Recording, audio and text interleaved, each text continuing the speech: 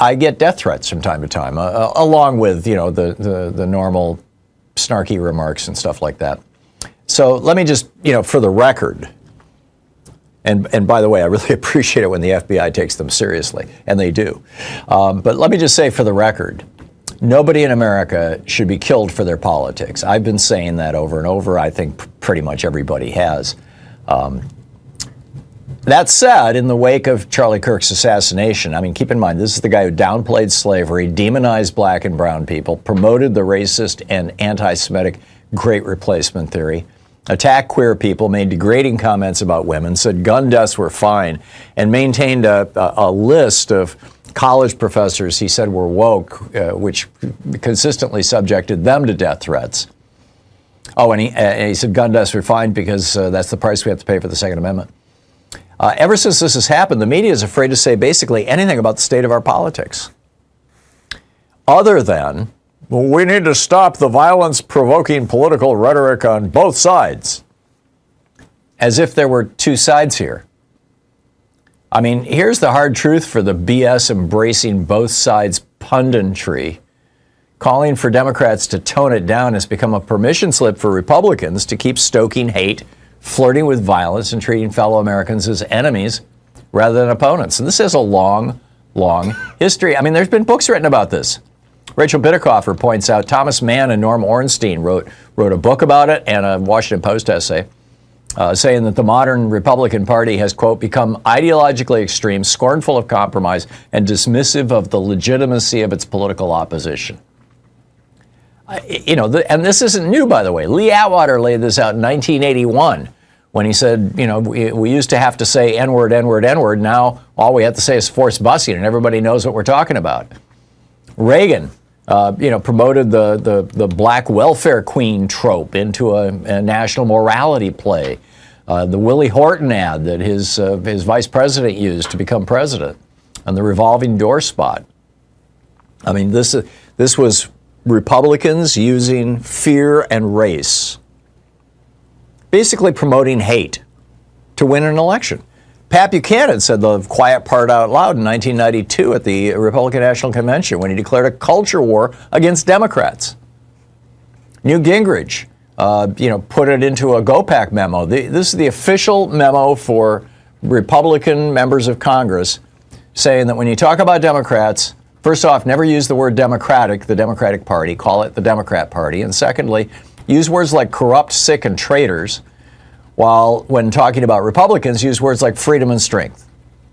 This wasn't an internet rumor. This was the Republican Party's official training literature.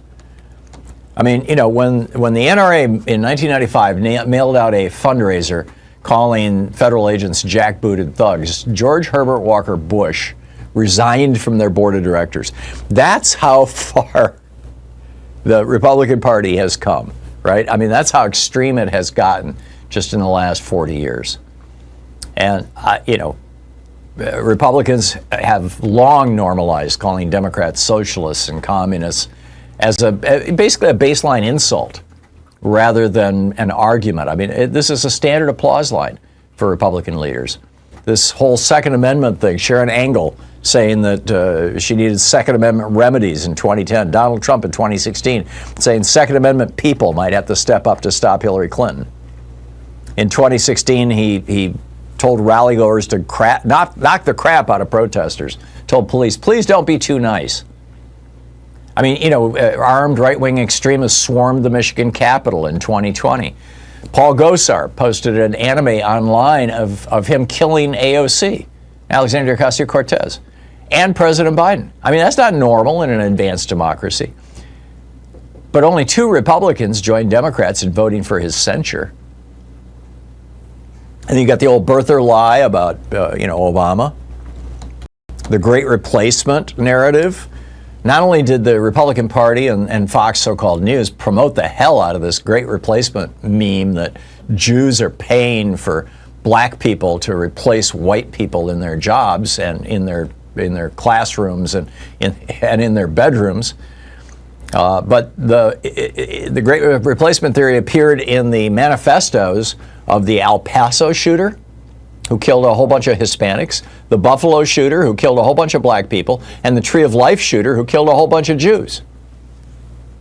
After Florida's parental rights and education law, the groomer slur against queer people exploded by more than 400% because political entrepreneurs like Charlie Kirk realized how quickly a smear can basically be monetized. Republican officials and aligned media popularized the false frame that gender-affirming care is genital mutilation, another slur that Kirk was repeating. What if I told you most collagen products aren't just a waste of money? They're loaded with toxins that could lead to skin issues, heart problems, even cognitive decline. Scary, but it's true. See, collagen is the most abundant protein in your body, and your natural supply drops as you age, and that's why so many people your age are turning to collagen to relieve joint pain, rebuild bones, and even look years younger. But here's the catch. You have to know what to look for, or you could end up doing yourself more harm than good. So before you buy another tub from Amazon or your local store, go check out the top 5 collagen warnings every American needs to see, along with a special offer. It's a quick read that could save your health and your wallet. Right now, get a special bundle deal at a fraction of the retail price, plus free shipping. This offer is only available at getnativepath.com/Hartmann. That's get, G-E-T, nativepath, P-A-T-H, getnativepath.com/Hartmann with 2 N's on the end. This is the ecosystem that produced a presidential debate where Trump tells the racist Proud Boys to stand back and stand by, and then tells his supporters to fight like hell on January 6th.